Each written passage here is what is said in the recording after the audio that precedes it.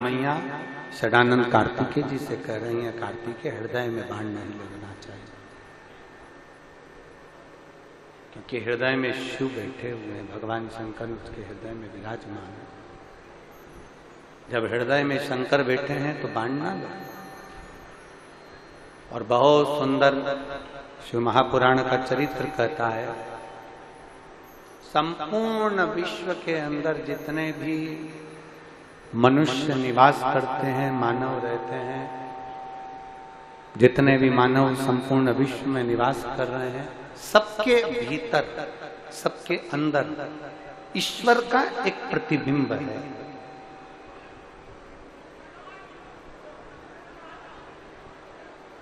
जिसको बुलाया वो क्यों ना बैठा है? ईश्वर का एक प्रतिबिंब है। सबके भीतर भगवान शंकर विराजमान, सबके भीतर शिव विराजमान। इसलिए शिव महापुराण की कथा कहती है कि किसी के हृदय को घात ना लगे, किसी के हृदय को ठेस ना पहुंचे। फिर एक बार बोलेंगे, वाणी ऐसी बोलिए, जम के बोलो जरा, वाणी ऐसी बोलिए मन का आपा होए। हमारे शब्द से, हमारी वाणी से, हमारे द्वारा, अपने द्वारा किसी को हृदय में, भाव में कहीं भी किसी को ठेस ना हो। किसी अपने शब्दों से, अपनी वाणी से, अपने भाव से किसी को ठेस ना हो। महाराज तारकासुर को मारने के लिए षडानंद कार्तिकेय चले, तारकासुर का संहार किया, हृदय में बाण नहीं छोड़ा, हृदय में बाण नहीं। और तारकासुर का संहार किया। तारकासुर के 3 बेटे थे, 3 पुत्र हैं तारकासुर।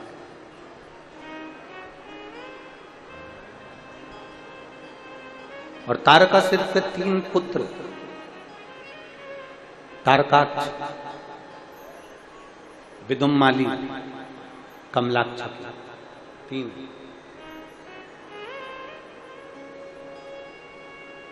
और तीनों बड़े विचित्र।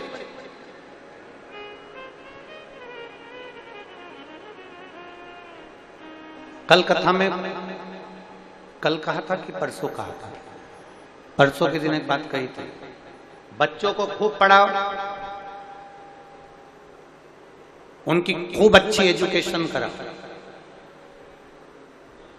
बच्चों के लिए खूब मेहनत करो, बच्चों को खूब लायक बनाओ। कब बोला था? कल बोला था, परसों बोला था? जम के बोलो, परसों। चलो हम इसलिए पूछते हैं कि आप लोगों को याद है कि नहीं। परसों बोला, बच्चों को खूब पढ़ाओ, जी जान से ज्यादा मेहनत करो, अपनी कैपेसिटी से ज्यादा पढ़ा, बच्चों को लायक बनाओ। पर शिव महापुराण की कथा कहती है, बच्चों को इतना भी लायक मत बना देना कि वो अपने माता पिता को नालायक समझने लगे। परसों की कथा में कहा था, बच्चों को इतना भी लायक मत बना देना, संस्कारों से विहीन मत कर देना कि वो अपने माता पिता को नालायक समझने लगे कि मम्मी तुम चुप रहो, पापा तुम चुप रहो, तुम्हें अकल नहीं है, तुम नहीं बोलो, मम्मी तुम फालतू की बात मत करो, माँ तुम चुप रहो, पापा तुम चुप रहो। जो बच्चे अपने माँ बाप को चुप करना चालू कर दें तो समझ लेना तुमने अपने बच्चों को लायक तो बनाया, पर संस्कारों की कमी ला दी, इसलिए तुम्हें नालायक समझ। संस्कारों की कमी मत आने देना। बच्चों में जितने संस्कार होंगे तो बच्चे तुम्हारा अगर आज आदर कर रहे हैं तो जिंदगी में उन बच्चों का भी आदर होगा। अगर आज आदर कर रहे हैं तो उन बच्चों का जिंदगी में आदर होता चले जाएगा।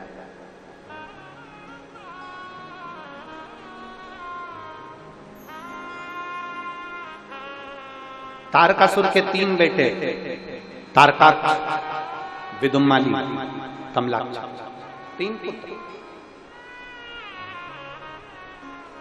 तीनों ने विचार करा कि मैं शंकर भगवान के पुत्र ने हमारे पिता को मारा है तो हम इससे बदला लेंगे, हम इनसे बदला लेंगे। तीनों ने विचार किया। अब शिव कथा कर रही है, तीनों ने ब्रह्मा जी का तप कर और ब्रह्मदेव से तप कर कर उन्होंने वर प्राप्त करा कि हमें वर दीजिए कि हमारे प्राण ना छूटे, हमें ऐसा वर दे दो कि हमारे प्राण ना छूटे, हमें ऐसा वर प्रदान करो कि हमारे प्राण ना जाए। ब्रह्मा जी बोले ये तो कभी नहीं हो सकता कि तुम्हारे प्राण नहीं जाएंगे, मरना तो पड़ेगा, प्राण तो जाएंगे निश्चित है, शरीर तो छूटे, शरीर तो छूटे, ये तो पक्का है कि प्राण जाना, प्राण छूटे।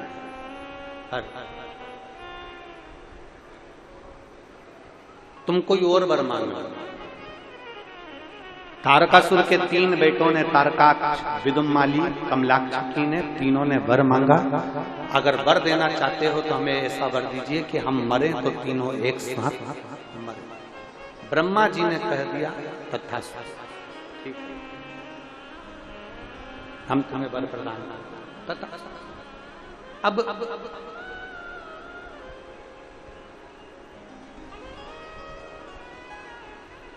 तीनों बेटों ने अपने अपने अलग अलग महल बना लिए, अलग अलग नगर बसा लिए तीनों ने।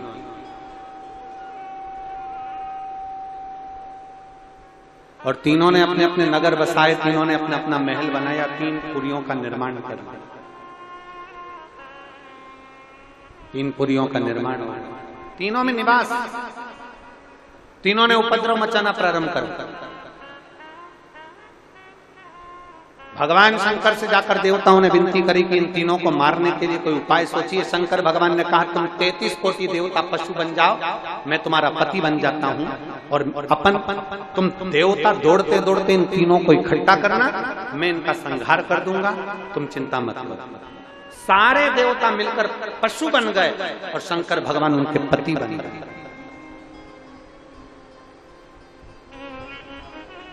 शिव जी का एक नाम होने जा रहा है जिसका व्रत आप करते रहे। कौन सा? जम के बोलो जरा। पशुपति। सारे देवता पशु बन गए, शंकर भगवान उनके पति बन गए। पति का मतलब क्या होता है? भरण पोषण करने वाला। पति का मतलब है भरण पोषण करने वाला, पति का मतलब है रक्षा करने वाला।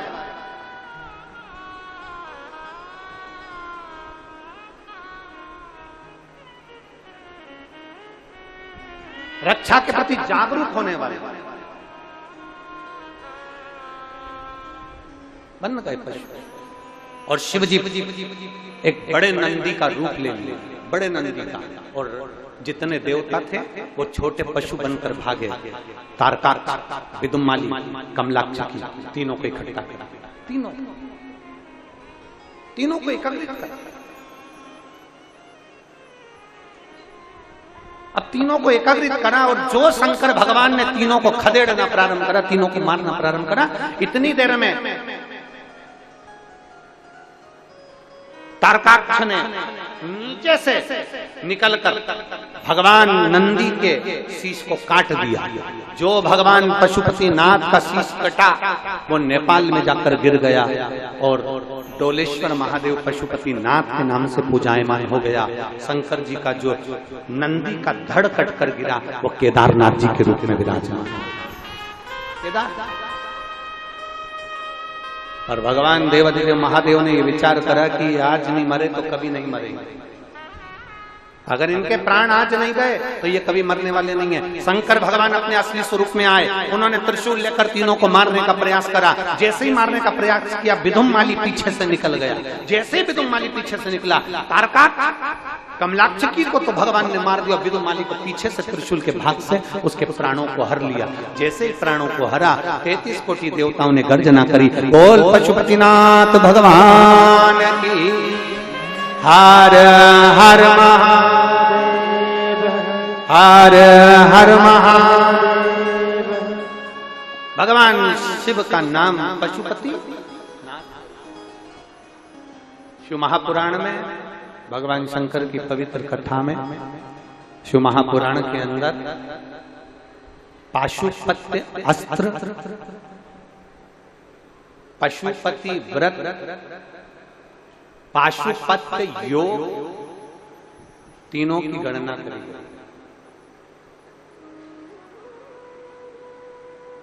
पाशुपत्य योग